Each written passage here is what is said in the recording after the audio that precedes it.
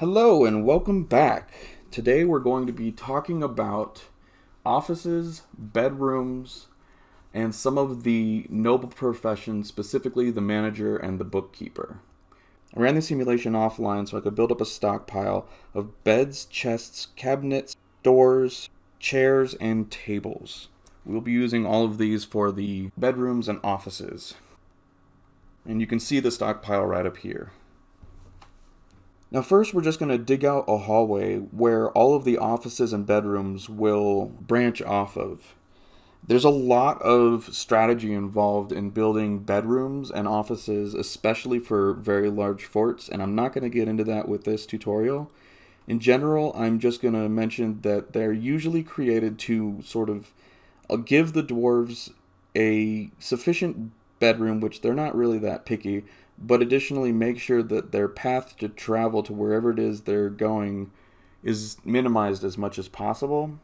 So generally you don't want to have the dwarves walking a very, very long distance to get to their bedroom and then a long distance to get back. Again, we don't have a very big fort right now, so that's not really an issue. One thing worth mentioning is that while I was running the simulation, we received what's called a Migrant Wave, which is a wave of new dwarves that came and joined our fort. We can check on them really quick if we go to units. Unfortunately, there's not a way that I'm aware of to easily order these by when they first arrived. You can now see the general layout of the now 12 dwarves that we have in the fort. So what we want to do when we're building out bedrooms is obviously create bedrooms for all the dwarves that are currently here, but plan for expansion. It's very quickly going to be an issue where we're getting new dwarves that don't have a bedroom coming to the fort, and we want to allow as easy of a transition as possible. So first what you want to do is build out some kind of hallway close to where the dwarves are going to want to hang out. Right now we're just going to build a 2-width hallway kind of down into this area, and then probably have a few narrow hallways branching off to smaller bedroom areas. Again, there's many strategies on how you can actually work with dwarf bedrooms. You can have extremely minimalized bedrooms for dwarves, meaning you can have a 1x1 bedroom just containing a bed only. However, you can get some pretty easy happiness buffs on your dwarfs by having just a small amount of furniture in there. Specifically a bed, a chest, and a cabinet. Personally, I like to have a 2x2 bedroom for the dwarf and then a little entrance for a doorway. So that's what I'll go ahead and do here. I'll probably cut just because it's a little bit time consuming and boring to watch. Alright, so here I've defined the central corridor that will contain the little offshoots to each one of the hallways to the bedrooms. And off of each of the smaller hallways, I have 8 different bedrooms. And I've just created them kind of three sort of pillars here. It's very easy to expand on this. This is a really good basic idea, in my opinion, to build them. Now below that, I'm going to add the offices. We're not going to be talking about all the nobles in this particular run through, but I do want to talk about the manager and bookkeeper in this specific tutorial.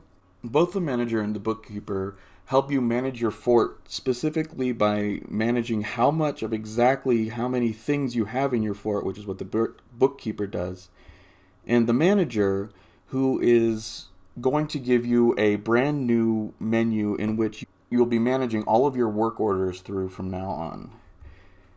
In general, I usually set up the manager almost before I do anything else, so this is a little out of order for me, but again, we haven't been doing this for super long, so setting up the manager's office right now isn't too bad.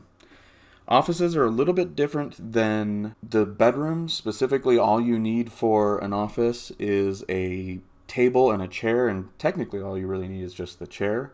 So for now, I'm going to create another tunnel and have that lead to just the offices. Again, all I'm going to do is just go to designation, mine, and then dig another little tunnel. There's not much to these offices since they don't need to be very big. I'm going to make them 3x1 just so I can have a door, and then the room for the table and the chair. One thing that I did want to talk about that I had mentioned previously is that I had created a whole bunch of furniture. I just wanted to make sure that I showed explicitly how to do that.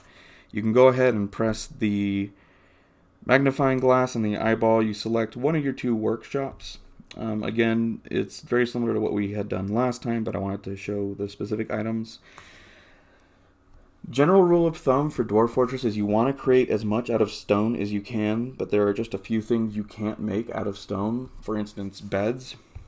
For the sake of making this tutorial a little bit faster, I'm also having the carpenter build some tables. Specifically, the major ones that you're going to be working with the carpenter is very likely barrels, beds, bins, and potentially some other smaller items like buckets, tables, or chests, at least in the very beginning of the game, mostly because the mason's workshop is going to be fairly occupied building other things. Now if we go over to the mason's workshop, again we can see that I'm creating a bunch of doors here, a few thrones, one more cabinet, but again if we go to add a job, all of those items are in here. Here's a cabinet, here's a table, and here's a door. You can see that not all the options that were available in the carpenter's workshop are available in the mason's and vice versa, but there is some overlap, and again, in general, you want to make as much as you can out of stone because you have a bunch of stone around your fortress. Alright, now I'm going to go ahead and let the simulation run, crank out a few more chairs and doors, but most importantly, give the dwarves a chance to dig out this section right here. Alright, the dwarves have dug out at least the first area, and I kind of wanted to start setting it up right now while the dwarves are going to be working on the other two corridors. I've paused it real quick so we can set up the build orders in time for other idling dwarves to start moving in some furniture into these bedrooms. Now to set up a bedroom, like I mentioned before, you're going to have 3 items: a bed, a cabinet, and a chest. Setting up bedrooms is fairly easy. You're going to go to the menu up here, go to building, go to bed. Now we can just set up beds. As long as we have beds in a stockpile, or I believe in a workshop, as long as they've been completed, we can go ahead and set them up. You're not putting the bed here, you're putting a marker for a dwarf to move the bed here, so it's a little bit of a distinction worth noting. First, we're going to go ahead and place down 8 beds. It's just going to list all the beds you have available to you, with the closest ones being listed at the top. We'll just go ahead and set up beds for each one of these corners.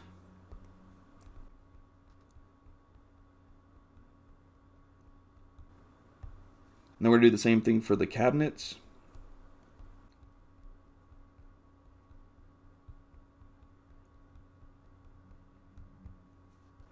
And the chests, which are actually under the container menu. So when you tap on it, make sure to not use any of the bags. You just want to use the chests that you've been creating.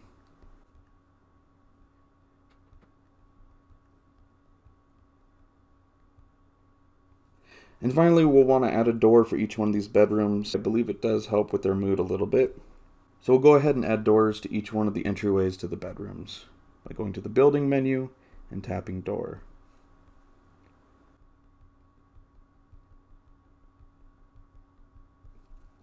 And there we have it. All 8 of these bedrooms have been set up. Each one of them has the furniture necessary to make the dwarf a little bit happier. We're going to go down and do the offices now real quick as well by adding doors to the outside. Then adding seats. And finally, adding tables. Now I've gone ahead and marked each one of these areas to have the dwarves build these. We're going to go ahead and unpause it and just watch the dwarves go a little crazy and bring a bunch of stuff down. So they're bringing in a bunch of the furniture for all of the bedrooms, and they should be doing the offices as well.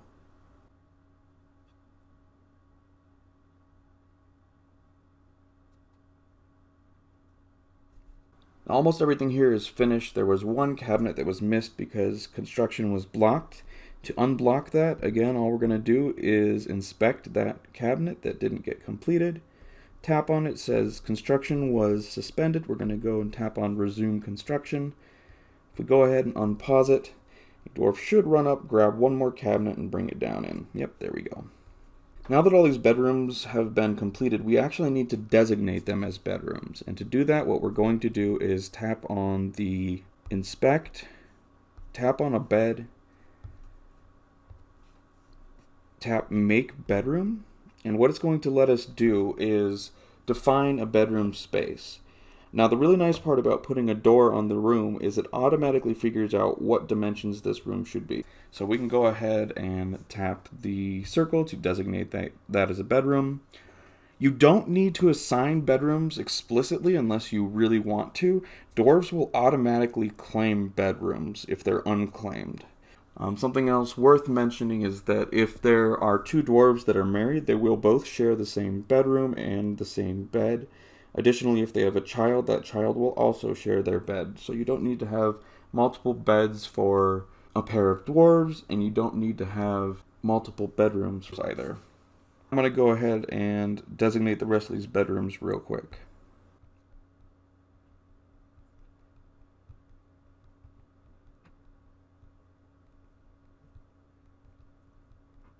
Alright, we've designated each one of these. Now we need to go down and designate the two offices as offices.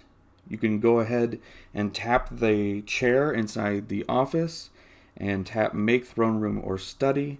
Again, it will automatically figure out the dimensions based on the size of the room constrained by the door.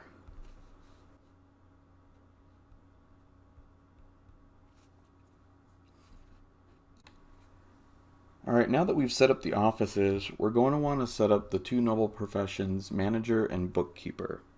Now you can look on the Dwarf Fortress wiki, and there are specific skills which can make a manager a good manager and a bookkeeper a good bookkeeper, but when you're first starting out, you're very unlikely to have any dwarves that have those specific skills. We can go ahead and look at our dwarves. Under units, tap on any one of the dwarves, tap the eye, and look at their skills. Under social, these are all the capabilities this dwarf has, however, none of them are trained. And I've looked through all of the dwarves, and unfortunately none of them have any of the relevant skills, but that's fine because we will actually be able to work on them. Now looking at the makeup here, it looks like we have two people that are fishermen, and we don't really have anything to fish here. And I'm going to go ahead and designate these two as our manager and bookkeeper. Now to designate a manager or bookkeeper, we're going to go up to the menu, tap Nobles. For the manager, we're going to go ahead and select that first fisher dwarf. And for the bookkeeper, we're going to go ahead and select the second one. Now what you want to do with the bookkeeper is make sure that the precision they are using is very high, meaning that the counts for the items in your fort are going to be very accurate, which you can do by sliding on the bookkeeper here and setting precision. Now what you want to do is select the highest precision possible. This isn't a big deal in a small fort, but you may want to drop that down as your fort grows bigger. Now finally what we want to do is assign both Urist and Zolban their own offices. So first we're going to go down and inspect the chair in the topmost. It doesn't really matter who we're designating it for as long as we designate it for one of the two people that we just assigned. So first we'll set up Urist's office, then we'll set up Zolban's office.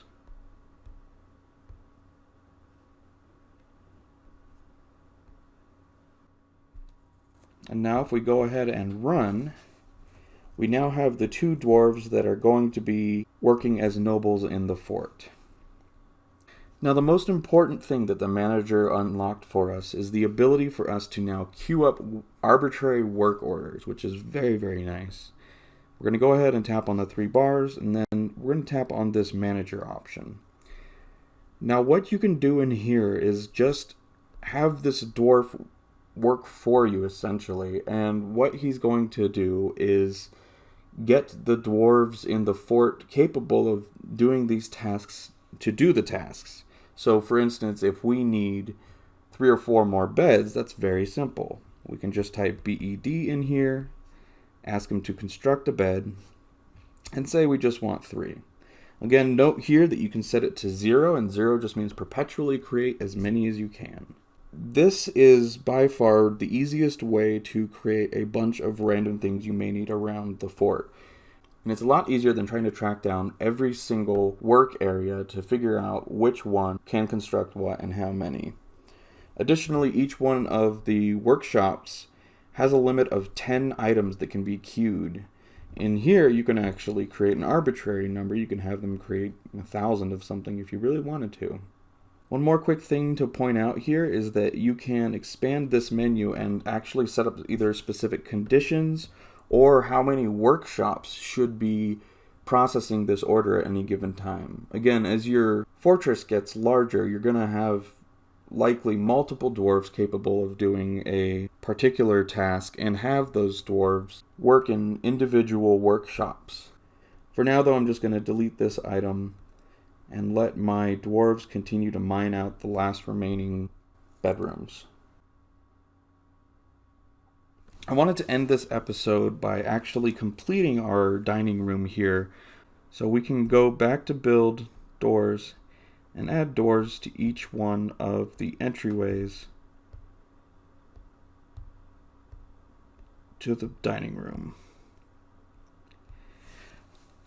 I'm going to unpause it and let the dwarves bring down a bunch of those doors. Now what I'm doing here is actually confining the area so that we can officially designate this not just as a meeting area, but an actual dining area. So I'm going to go ahead and tap on this table. I'm going to tap on Make Dining Room. And it's going to give an area here. I'm just going to hit the plus button a couple times, just to make sure that the entire dining room area is selected. And I'm going to go ahead and press OK. Now this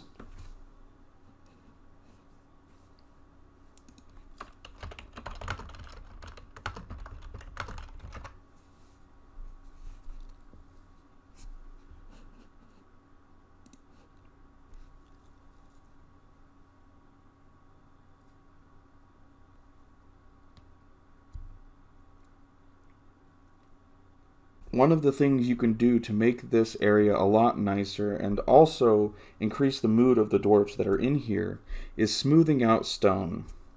Smoothing out stone makes the area a lot nicer to be in, and to do that you go to the designation menu and tap Smooth Stone. Eventually you will actually want to engrave the walls of the dining room to make it even nicer, but for now smoothing the stone will give a lot of our idle dwarves the ability to do something instead of idling. Now if we unpause this, which will let them smooth out the stone and make the area a lot nicer to be in. Now I wanted to also talk about the Bookkeeper very briefly. The Bookkeeper will help you get very accurate counts and levels of inventory in your fortress. And to view that, you can tap on the 3 dashes and tap on Status. Here you're going to see a very high level overview of mainly just the food and population. The population's always been there, but the food will be much more precise now. And additionally, if you go to More and you go look at stocks, you can now tap on categories and see exactly how much of many different stocks you have, where originally you couldn't have seen this information. And I think that pretty much sums it up for this episode. Let's flip back over to the flow chart and mark down what we've done today. We discussed both the office, the manager, and the bookkeeper. And on this side, we talked about bedrooms and beds.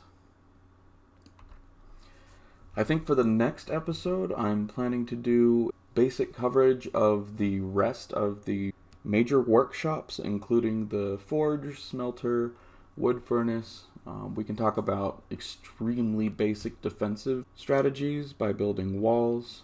We can talk about the mechanic shop, which is the entry point to building traps and levers.